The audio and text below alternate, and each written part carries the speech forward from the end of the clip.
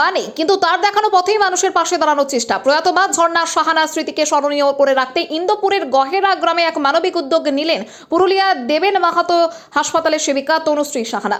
রবিবার গহেরা গ্রামে আয়োজিত বিনামূল্যে স্বাস্থ্য শিবিরে 300 বেশি মানুষ স্বাস্থ্য পরীক্ষা করান।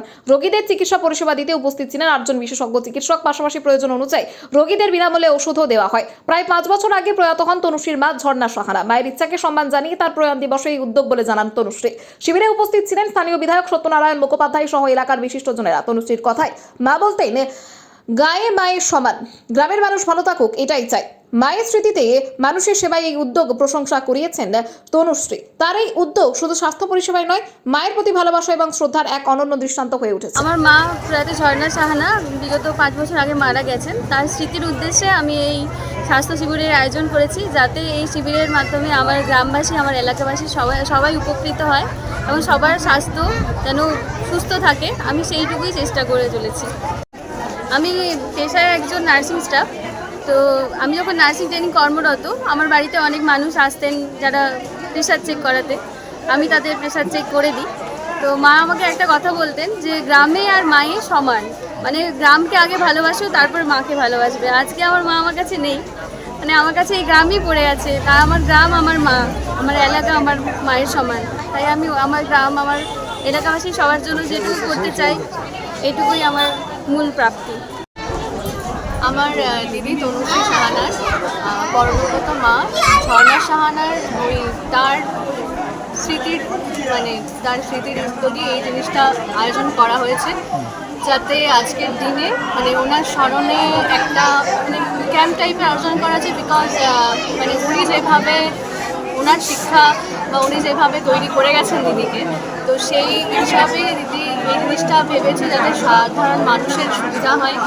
আর অনেক ক্ষেত্রে আমরা গ্রামের দিকে বা অনেক ইন্টেরিয়ার সাইডে অনেক সময় অনেক মানুষ সুযোগ সুবিধা পান না, যে কোনো জায়গায় গিয়ে চিকিৎসা করানোর, এমনকি গভর্নমেন্ট হসপিটালে ওনারা পৌঁছতে পারেন না। সেটা যাতে একটু ওনাদেরকে চ্যানেলাইজ করে যাতে ঠিকঠাক করে তাদেরকে পরিষেবাটা দেওয়া যায়, সেই জন্য ছোট্ট একটা আয়োজন, ছোট্ট একটা উদ্যোগ।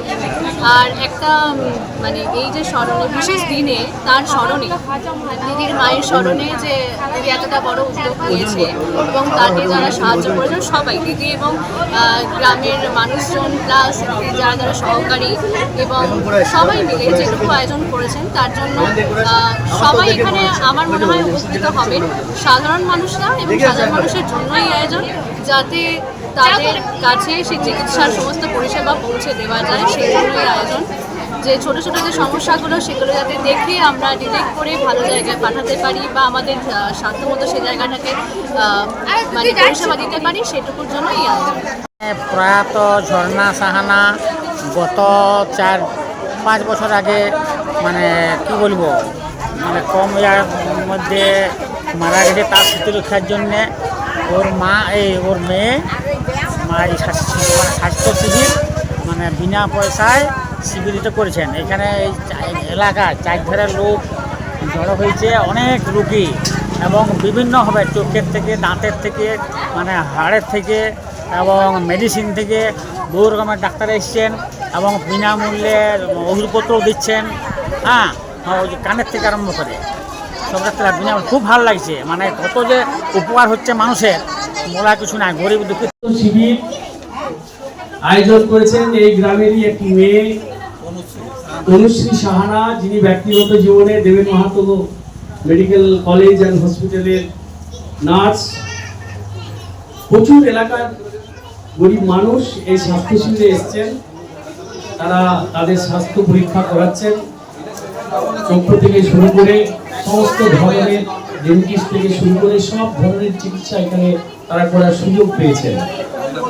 আমি আমার ছোট্ট বন্ধুকে অসংখ্য ধন্যবাদ জানাই যে এরকম একটা মহৎ কাজ এই এলাকাবাসীকে উনি পরিষেবা দিতে পেরেছেন।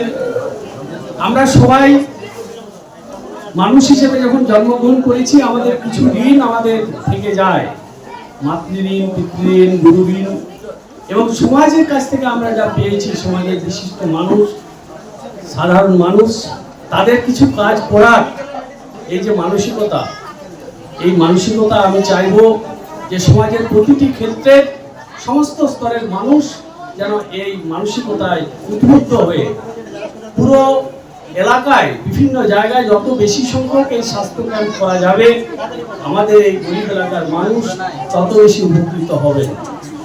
আমি